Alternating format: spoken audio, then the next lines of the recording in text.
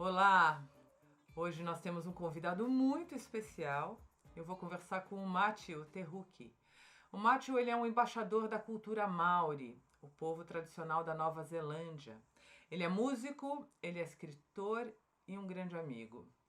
Matiu, so happy to have you here. Thank you for accepting our invitation. Kia ora, Sandra. Thank you for bringing me in, and greetings to everybody out there tuning in to us. Well, first, I wanted to say how grateful I am that I learned with you my first haka, the power dance, the Maori power dance, in 2017, when we were welcoming a group of fellows, a group of friends in the Edmund Hillary Fellowship. I can't tell you how scared I was, but how powerful it was. So thank you for that. My pleasure. And I wanted to start by sharing a story. Our daughter, Julia, the youngest one, when she was 8 years old, she arrived home one day and she was saying, Mom, which is my river? Which is my mountain? And she was actually learning her pepeha at school, the way to introduce herself in the Maori culture. And she just said to me, don't tell me that my river is Rio Pinheiros. There is now a very polluted river in São Paulo, our hometown where she was born. And it was very, very hard for her because she didn't want to share with her friends that she was born in a place that the river was very polluted. And I had to go online and to show her pictures of the river when my dad was born 90 years ago. And he used to swim in the river and fish. And that was actually a very powerful experience for our family. And just by acknowledging where we come from, we felt much more connected to our place of belonging. So I just wanted to share to you that I really believe that if we learn as a child in every culture, if we learn where we come from, what is our river, our mountain, the home of our ancestors, we would take a better care of the future, of the planet and of people. Do you agree with that? And if you would like, maybe you could actually say to us our pepeha, I don't know. Kia ora. I definitely agree that having connection to a place in particular can give us a grounding and give us a place where we can stand, and there's something really powerful and empowering about that. And we grew up as Maori finding out where our mountain was and where our river was, who our people are, and that unified us with those people, and it unified us with that land. And I can really appreciate that if you find out that your river is needing help, that knowing your river can inspire people to want to look after the river, look after their mountain, make sure they're not poisoning these things, and to make a stand for them. But it's also about having a place that we can go back to, especially when we need support and when we need to connect with our land and with our community. So it's really important for Māori to know who we come from and where we come from. And it also helps us connect with the other people that come from the same place. Or if I say my pepeha when I'm traveling around Aotearoa, New Zealand, then people will have an understanding of what sort of person I might be and what sort of environment I grew up in, and it will help them understand me just by sharing my pepeha. Or they may have similar ancestry, and it might connect us straight away by sharing these things. So I'm happy to do my pepeha. I've got lots of different ways that I can do it.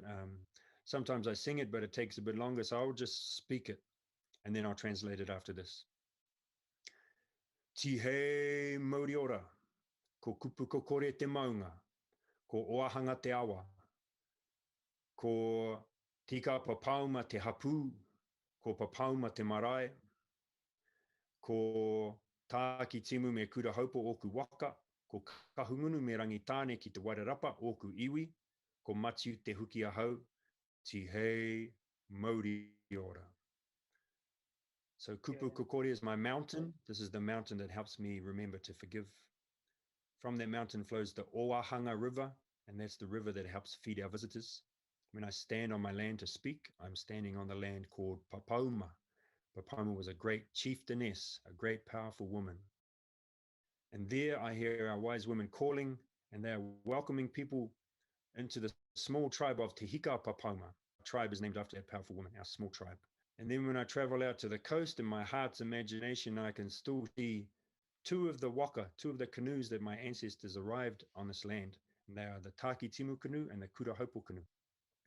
And the descendants of those canoes, the descendants who continue to adventurously travel around this world, are the Kahungunu people and the Rangitane people from the Wairarapa area, the east coast of the North Island, just above Wellington. And that is me, and I am alive, I'm breathing, so thank you for listening to my pepeha.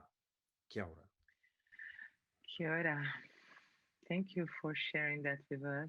And it's another example why I think the wisdom of the indigenous cultures is so important nowadays.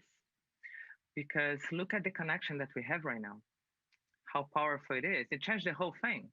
It's not a conversation about, the professional of the future. It's a conversation between two human beings. And by knowing where you come from, I feel much more connected to you as well. So for me, that's one of the most important skills of our time, to really value and treasure and honor where we come from, our ancestry, and the wisdom of the indigenous cultures. And you are a cultural ambassador, so you're used to talk to foreigners about Maori culture. So what are the important bits that you think are important that could contribute to other cultures to actually value more their traditions, their indigenous cultures as well? What would you actually maybe say to someone from Brazil that could help them understand Maori culture and could help them understand their own culture? I'm a big fan of indigenous wisdom, and I think some of the best values that have been passed down in the Maori culture would be helping us connect with our ancestors and looking for the wisdom that they handed down. And that wisdom involves the medicines that are all around us in nature. That involves listen to the stars so we know when to plant, when to harvest, and things like that, or the stories and the values that are handed down in our stories and our songs. I'd say one of the main values in the Maori culture is manaakitanga. Manaakitanga means to look after people. So we're very big on looking after people when they come to our land and to our homes and to our space. And we also have a reciprocal value called koha. So when we go somewhere, we always make sure we arrive with something to gift to those people, whether it be food or whether it be help or whether it be song, or just to make sure we don't arrive empty-handed. And these values really look after each other, looking after and arriving with something to offer.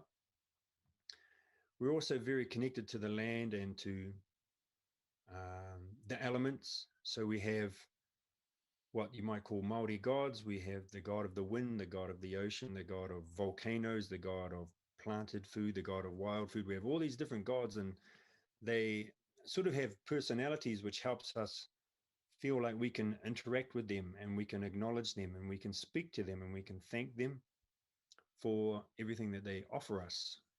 And I think that helps us really connect with the land, because it's not just a bit of this, it's not just wind, it's like there's an entity there that we can connect to. And we don't have to go through a church to connect with these entities. We can actually have a direct point of contact from our hearts and our souls and our minds to Mother Nature. Like when the land shakes and there's a little earthquake, I always acknowledge Ruomoko, the god of earthquakes and volcanoes, and I thank him for being gentle, and I encourage him to chill out. And thank you for the reminder to appreciate the calmness that we have through most of our days. And that's empowering for us as Māori to believe that we can actually speak to nature. Kotahitanga unity is a big part of us. Before the Europeans arrived, we were very separate. There was no such thing as the Maori people. We were the Kahungunu people, the Tuhoi people, the Ngāti Pro people. And sometimes we got along and sometimes we were fighting each other. And then when the European arrived and started taking our land and taking our language, that's when we unified and we realized that we needed each other to get through those challenging times. And we're still unifying and still doing our best to put our differences aside for the greater good. So those are some of the values that I really treasure from our Maori culture, and there's lots more. There's lots more. Thank you so much. I could stay here listening for hours about the values and the culture. But I thank you so much for sharing them. And I really, really wish they could inspire more people in Brazil. We have more than 300 traditional indigenous communities around the country. And I really believe they need to be more valued from now on. Thank you so much for being here today. My pleasure. And I don't think they just need to be valued, they need to be supported. Even the Maori language is struggling to stay alive, to be understood. So sometimes it's the people like yourself who come into our land and acknowledge and uplift and learn our songs and learn our haka. You're actually helping keep our culture alive. So it's really important we connect with our local people, because most of them have been displaced. They've had their land stolen, their language stolen.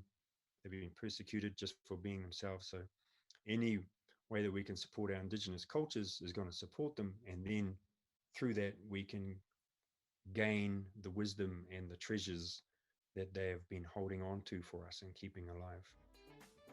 I also want to say that I have a culture course on my website if people want to check out and learn more about the Maori culture. My website has got a lot of easily accessible information. When you speak about me being a cultural ambassador, I think one of my roles is to make the culture accessible and friendly and easy to connect with, rather than being intimidating and a bit too much, a bit too sacred. So that's how I do my thing. E obrigada a você que está nos assistindo aqui. Se você quiser rever essa entrevista, outras entrevistas da série Profissional do Futuro, entre no Globoplay. Obrigada e até a próxima conversa.